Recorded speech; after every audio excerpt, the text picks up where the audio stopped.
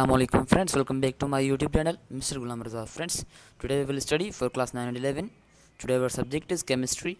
The topic on which today we will discuss, that is Avogadro's law in detail. This topic belongs to the chapter number 2 of the class 11 of the chemistry of syntax board, which name is 3 states of matter. On this chapter, this is our 4th lecture. If you want to see our previous lectures on this chapter, and if you want to see our next lectures on your own choice, then please subscribe to my channel and press button of bell icon for latest update. Thank you so much.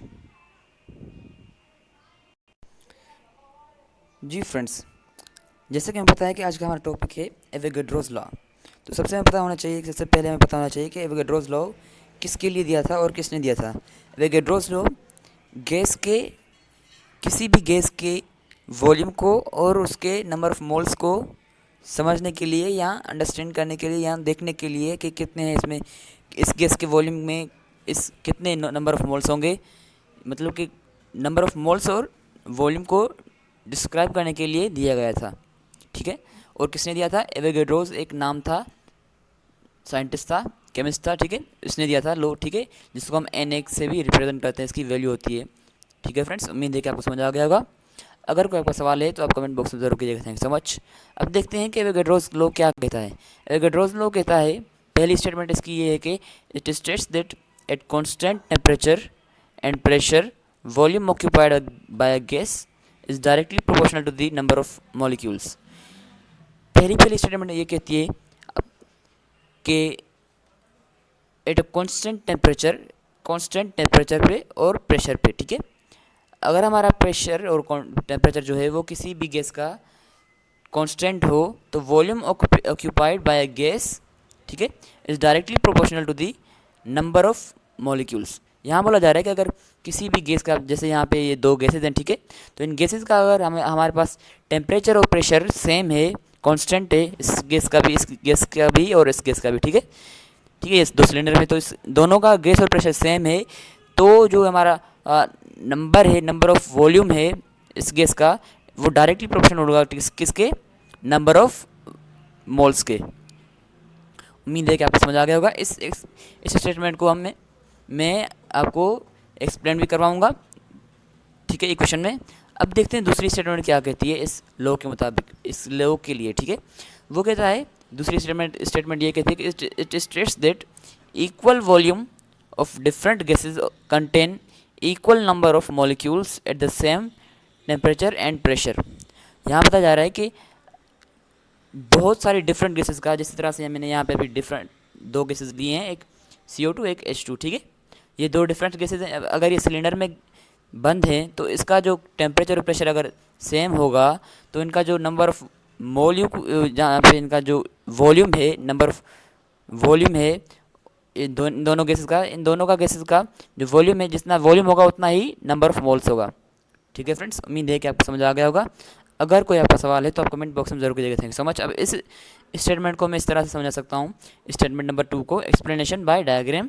ठीक है, diagram की मदद से हम according two statement number 2। ठीक है, ये इस तरह से कि अभी हमने दो डिफरेंट गैसेज लिए। ठीक है, ये दो डिफरेंट गैसेज लिए हमने, एक ली CO2, एक ली हमने H2 हाइड्रोजन। ठीक है, अब ये कि हमने क्या किया कि इन दोनों गैसेज का सिलेंडर में टेम्परेचर और प्रेशर कांस्टेंट रखा। ठीक है, अब यहाँ पे इस गैस का जो वॉल्यूम था वो था 60 डेसीमीटर क्यूब। ठीक है, और इस गैस का जो वॉल्यूम था वो था 60 डेसीमीटर क्यूब। ठीक है, उम्मीद है कि आपको समझ आ गया होगा। अब यहाँ पे देखने की पॉइंट समझने वाली क्या है, अब इस गैस का वॉल्यूम क्या है? 60 डेसीमीटर क्यूब। इस गैस का भी क्या है?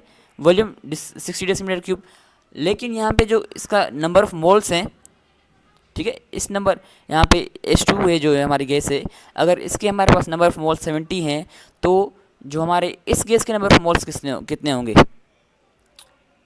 ठीक है फ्रेंड्स, इस हमारी गैस के भी नंबर ऑफ वॉल्यूम्स सेम होंगे, कितने होंगे? 70 होंगे। ठीक है फ्रेंड्स, उम्मीद है कि आपको समझ आ गया होगा। फिर से हम पढ़ते हैं स्टेटमेंट को। Equal volume of different gases, यहाँ इस गैस का भी इक्वल वॉल्यूम था, इस गैस का भी इक्वल वॉल्यूम था। Contain equal number of molecules.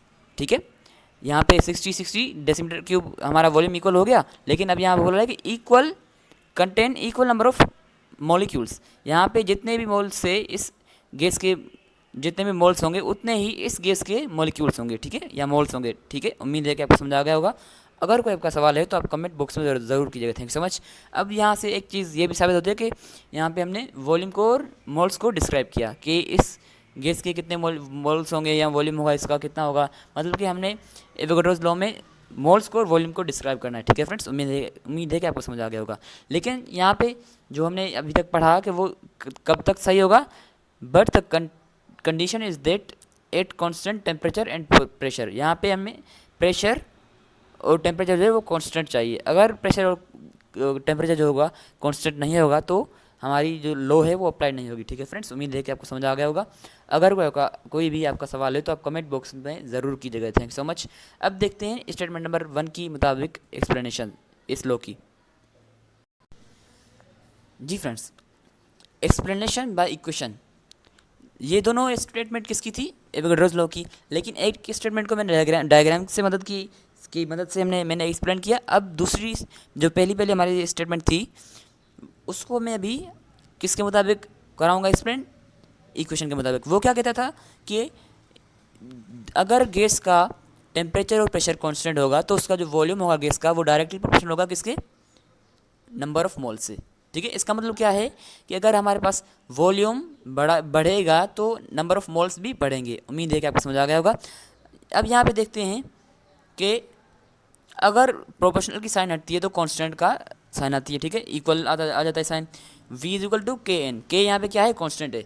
अब यहाँ पे बताया जा रहा है कि अगर हम रेशो निकालेंगे वॉल्यूम का और नंबर ऑफ मोल्स का किसी भी गैस का, तो हमारा वो किसके बराबर होगी वैल्यू? वो कांस्टेंट के बराबर होगी। ठीक है फ्रेंड्स, उम्मीद है कि आपको समझ आ गया होगा।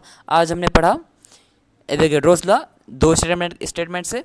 कोई भी आप एक याद कर लें, ठीक है, और कोई भी एक एक्सप्लेनेशन याद कर लें, आपका लॉ सही हो जाएगा। लेकिन डायग्राम बनाना इंतहाई मतलब कि ज़रूरी होता है। मैंने आपको समझाने के लिए तो बनाया, लेकिन आपको भी पेपर में बनानी होगी। ठीक है फ्रेंड्स, उम्मीद है कि आपको समझ आ गया होगा। Take care.